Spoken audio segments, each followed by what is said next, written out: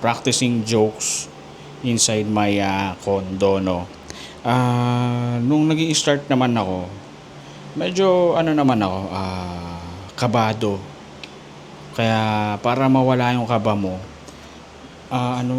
mag-practice ka sa bahay, no?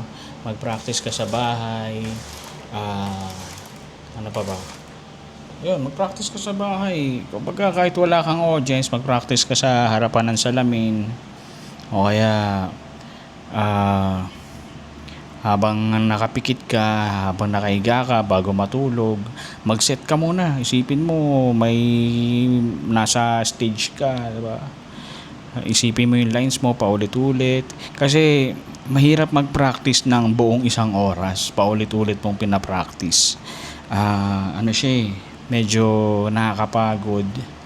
Kaya ang ginagawa ko, no, every time na wala akong ginagawa, hindi ako busy, ayun, pinapasadahan ko yung set ko, buong 40 minutes, pinapasadahan ko siya. Tapos may mga bigla ako naiisip, tapos isusulat ko. Dapat talaga meron kang stock knowledge mga ano siya, meron kang isang memory card sa isip mo, no. Doon mo ilalagay yung mga bigla mong naisip. At magagalaw mo na lang siya, no, kapag bigla mong naalala. Dapat ganun, no? Kasi ano siya natural na lang talaga yan sa mga mahilig mag-joke, sa mga witty. Yung bigla na lang papasok sa isip mo na, ito natawa ako dito sa naisip ko to Tapos bigla may senaryo na ganito, doon mo siya gagamitin. So, maganda yun para sa mga magagaling talagang comedian, yung mga natural comedian.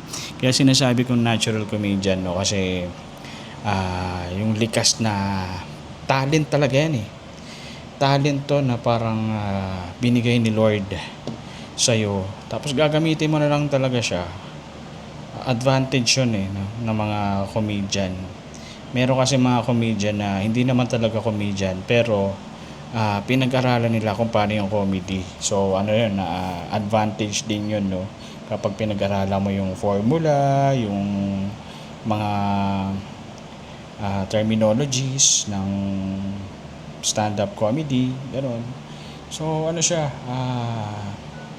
may process talaga, may pinipiling tao. Hindi para sa lahat yung comedy May mga matatalino, tapos ginagamit nila yung talino nila para magpatawa. Maraming gano'n, may mga lawyer.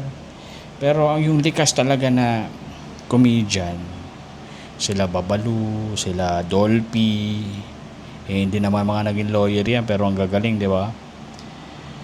So yun, ano siya, pagmahal mo talaga yung comedy, bata ka pa lang, napapatawa mo na lahat ng tao. May ano ka talaga, ang king galing sa comedy, no.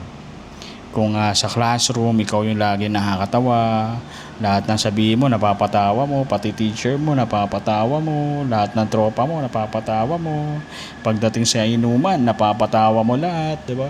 Parang lagi kang ini-invite sa mga birthday ng mga tropa kasi gusto nila masaya, di ba? Ganun ano pa ba? So yun, no. Masarap mag-practice kapag may sarili kang kwarto, may kondo ka, sa kotse, practice ka. O kaya mag-park ka muna sa gilid, kung nakamotor ka, mag-park ka sa gilid, tapos practice ka. Syempre may mga dumadaan-daan, no, magsuot ka na lang ng face mask, diba, para at least hindi nila nakikita na parang kinakausap mo yung sarili mo, no.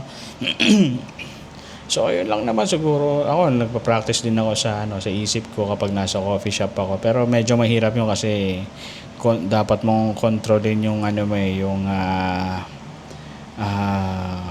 yung sarili mo, kasi baka may nakatingin, may CCTV, para nakakaya, no, para kang baliw, no. So yun, gano'n lang naman ako mag-practice pag sa condo. Actually hindi pa naman ako nagpa-practice dito sa bagong condo ko, no, pero siguro kapag meron akong mahabang show, may upcoming show ako, kaya ko na mag-practice dito, no. So yun lang naman sa akin ang mapapayo ko sa inyo, no. Kung gusto niyo talagang practice kayo sa salamin, Lahat ng jokes, simula umpisa hanggang matapos. Wag yung rumble kasi maguguluhan kayo niyan eh. Basta iyan mo tuloy-tuloy na para kang nasa Netflix special.